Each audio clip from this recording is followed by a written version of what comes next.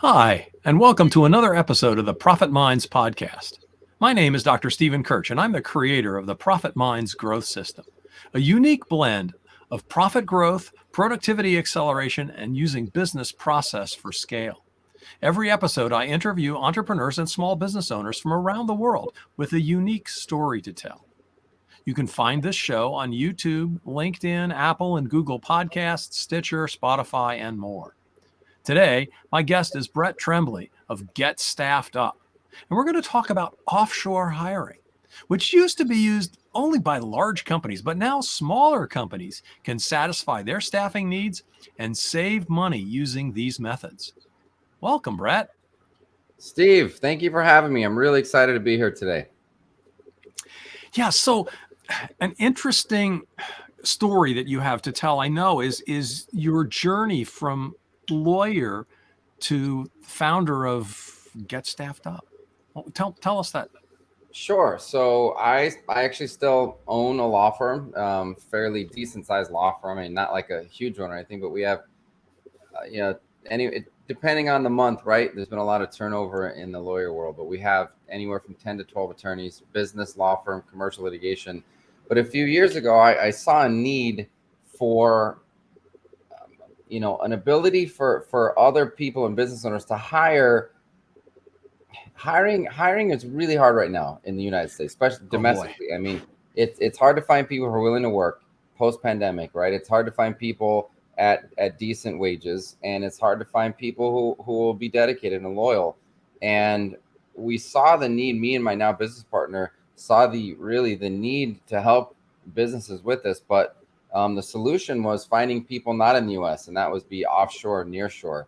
And we launched the company in the end of 2017, so we were pre-pandemic, and pandemic hit, and everybody kind of understood what we were doing at that point and really needed us. So we've scaled in a big way from there. So we went from startup and part-time gig to last year we were number 67 on the Inc. 5000's list of fastest growing companies in the United States. So you can imagine all of the success we're having means all the businesses we're helping, because in order to grow and to not be miserable and do everything yourself, you need people, you need resources, you have to hire, but it's just so difficult, and we're removing most of the pain from that process. Yeah, it's very interesting. I mean, obviously, it was a bit of luck or fortuitous coincidence, whatever, that put your whole system in place before the pandemic.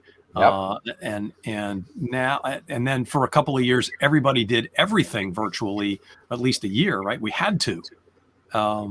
They weren't letting us out of our houses almost. Yeah. But that it seems like that really set you up. Because people now understand that it's possible to do business this way on a regular basis. Right. The biggest objection we had before the pandemic was, how do I work with somebody virtually? And we're trying to explain, look, when you hire somebody, and a lot of people have offshore hiring nightmares or stories because they've either worked with the wrong company or tried to do it themselves and whatever. We worked. Most companies do things in India and the Philippines, and that's not the way we work. We're nearshore only, which we call for Latin America. We hire out of Latin America primarily, and put those clients, that we call them staffers, right? These wonderful, great English-speaking, highly educated people. We put them in with our clients, and it just saves so much money for people. And that was our message early on. It's like, you don't have to hire domestically. You cannot overwhelm your people here in the U.S., because this is not about firing or getting rid of your really good people in the U.S. It's about adding wherewithal and bandwidth to your business, and stopping overwhelming all of your staff and giving them too many things, because most business owners just will leave really positions of need unfilled because they don't want to deal with the hiring and the paying them and having to add to revenue, right? It's just more work.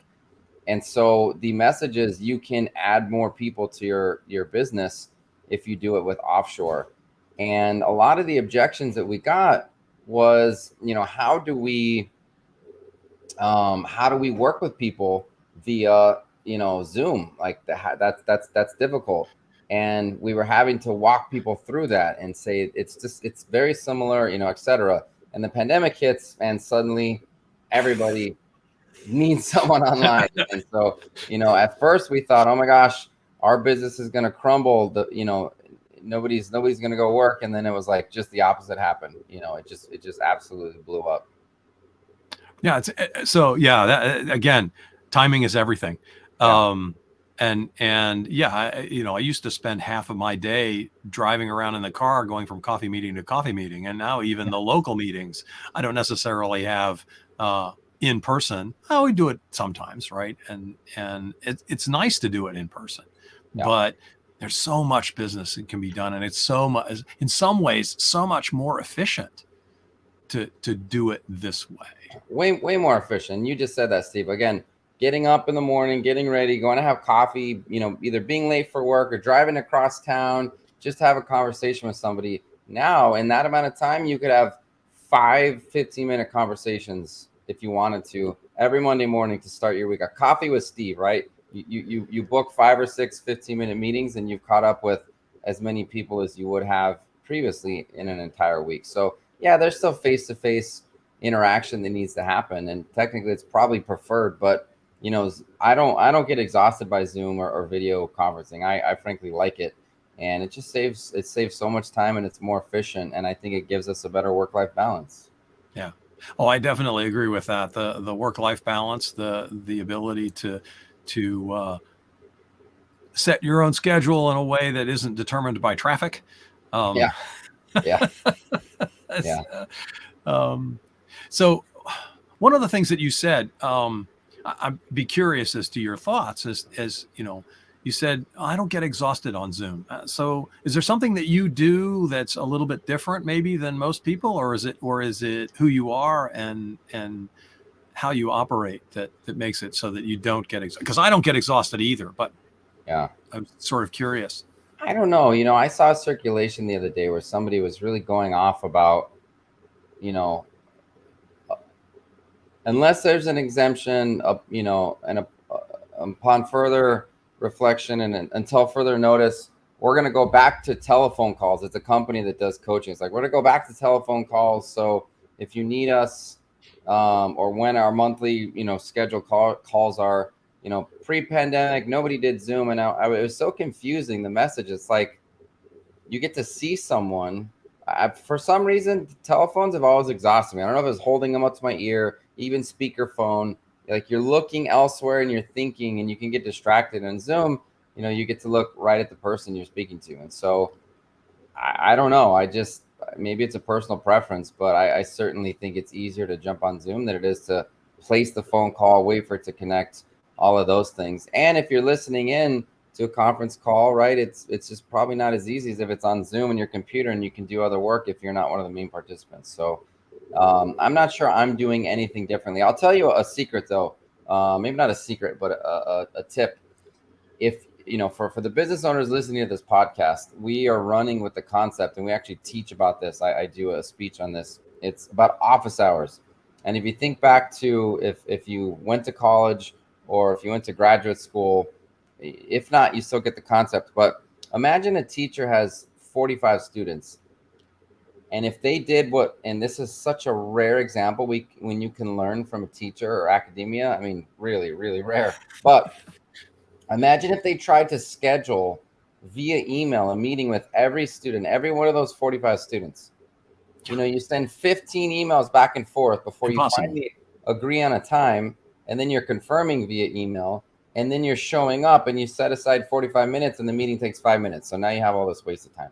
So the concept is of office hours. So if you have a team that's, let's say, bigger than 15, and you find yourself getting a little bit pulled in all directions, then what you do is you say, from 4 to 5 or 12 to 1 or 9 to 10 in the morning, whatever works in your schedule, 2 times a week, 3 times a week, 1 time per week, you have virtual office hours. So you send everybody the link and everybody starts jumping in on your Zoom call, but everyone's in the waiting room. So you let one person in at a time. You handle a quick matter with them. It could be 2 minutes. It could be 5 minutes. It could be 10 minutes. Whoever's in the waiting room is doing other work. You let them in. You talk to the next person. You let the next person in. So you're not wasting time scheduling meetings and then having shorter meetings than you've planned for. And you can get through in 1 hour sometimes 30 items that otherwise would have taken you a week. It's a very, very powerful way to save time. That's brilliant. Putting them into a waiting room, letting them know that, you'll get to them. They're in queue. It's just like sitting outside somebody's office.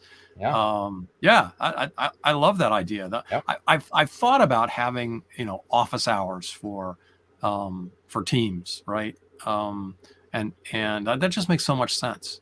Yeah, hadn't thought about it in exactly that way. Right. But yeah, there's a sense in which you could do that for coaching clients too. If you had, if you had a practice where, people would get, they had sort of a hot seat or 5 minutes, Sure. access to I could do the same thing. Yeah, I mean, if you wanted to do the hot seat concept, you would let everybody in and just spotlight different people, right? Right. But people with coaching companies are always looking for ways to say, well, I'm going to meet with you twice per month, and then with the whole group once per month, right? You're trying to essentially put a bunch of people into the same time slot and do a group lesson so that you're giving value, but it's not always just trading $1 for 1 minute, so to speak. Right.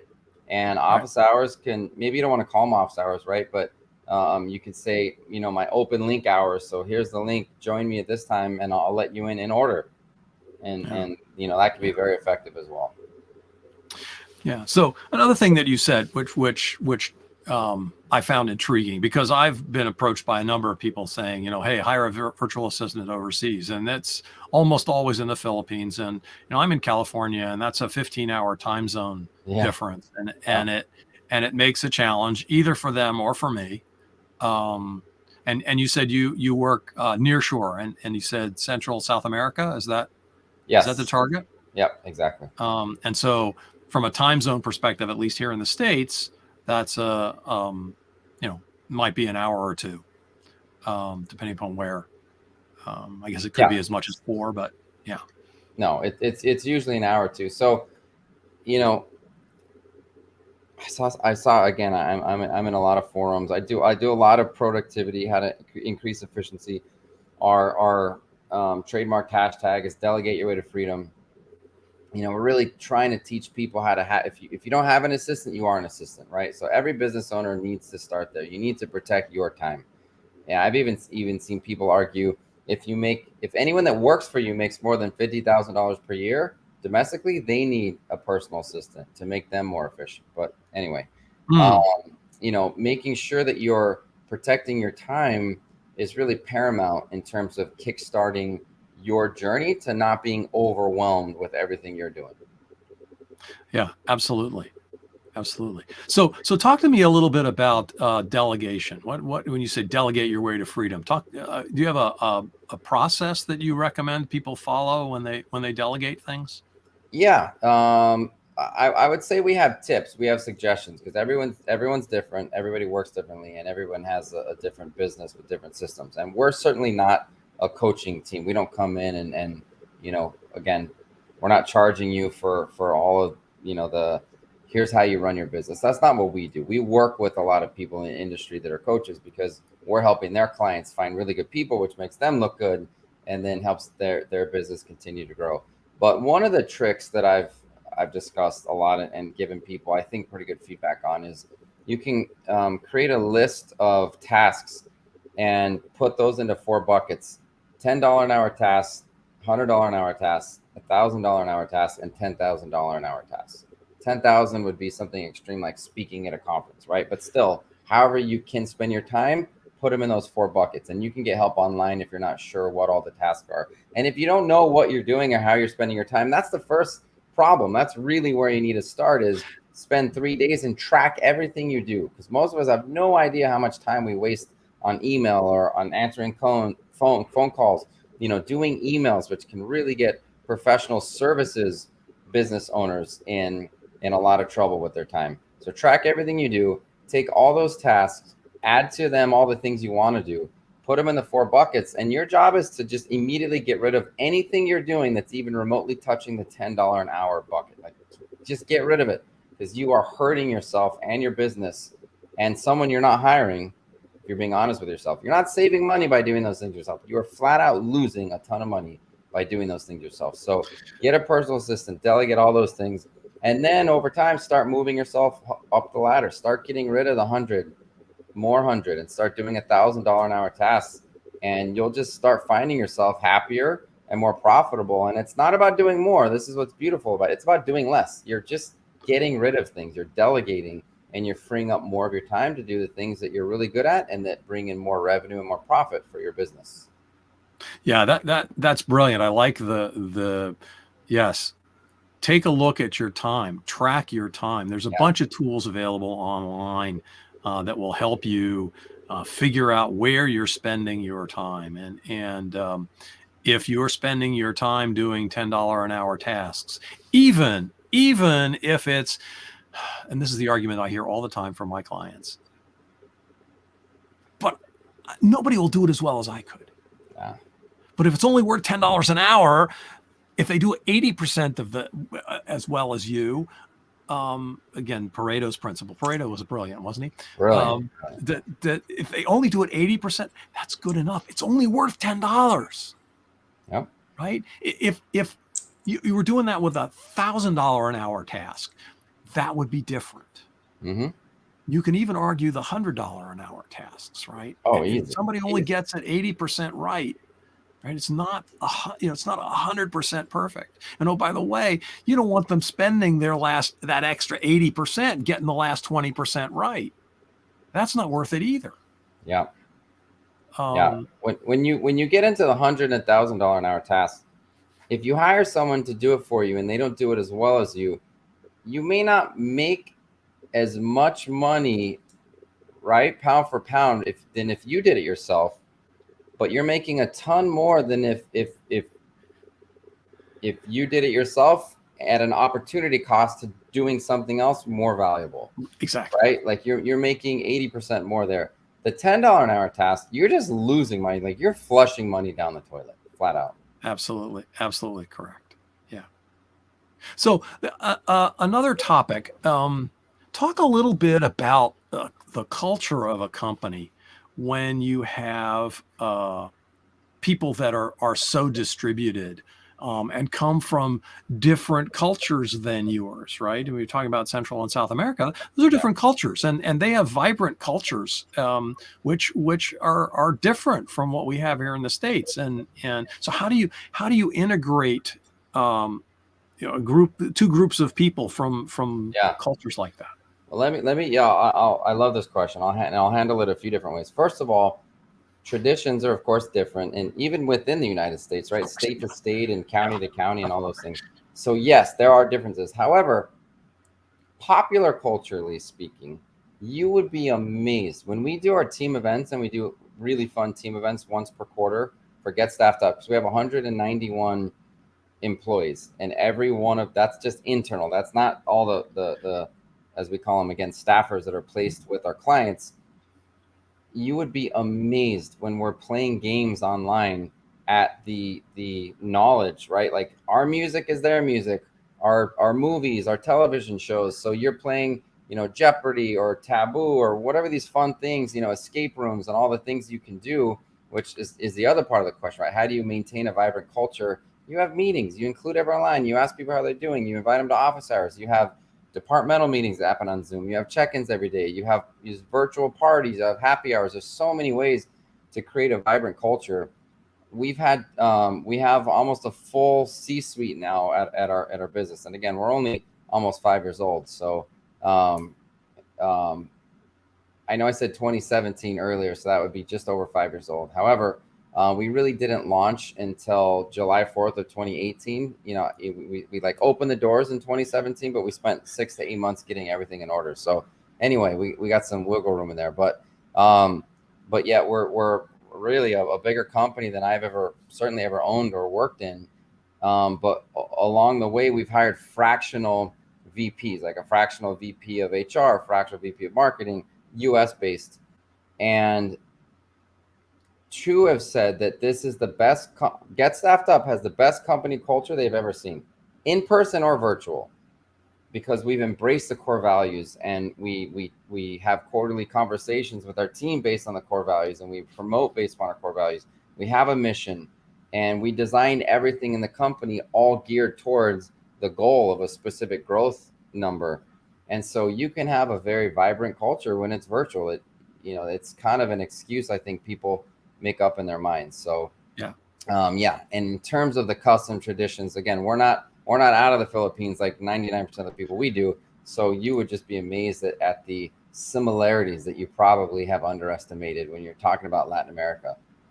Yeah. No, well, I know that. I actually managed a team the last couple of years I was at Intel.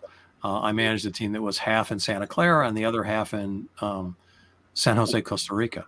Okay, cool. So I have some sense of, it's not that different. Yeah. But I was curious about you're building that culture intentionally, right? And what do you do? What do you recommend with your clients? So, and I certainly didn't mean you, Steve. I mean like you in general, like, and even I underestimated how similar, it would be. And again, you're meeting people that speak English sometimes better than people here domestically.